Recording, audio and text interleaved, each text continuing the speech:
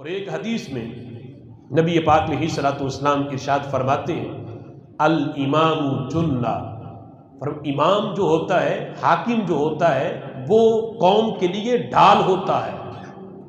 ڈھال کہ وہ خود تو ساری تکلیفیں برداشت کرتا ہے لیکن اپنی رعایا تک کوئی مصیبت نہیں آنے دیتا۔ یہ ہے حاکم کا طرز عمل اور یہ ہے حاکم کا طریقہ۔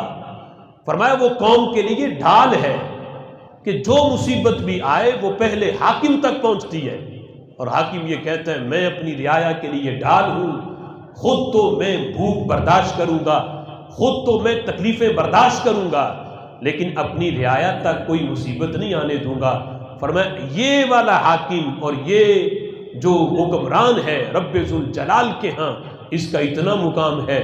اگرچہ وہ دنیا میں تکلیفیں اٹھا رہا ہے تاکہ میری رعایا خوش رہے، ان تک کوئی مصیبت نہ آئے۔ فرمایا اس کا ہر دن جو اس انداز میں گزرتا ہے رب ذوالجلال ہر دن پہ اسے 60 سال کی بندگی کا ثواب عطا فرما دیتا ہے۔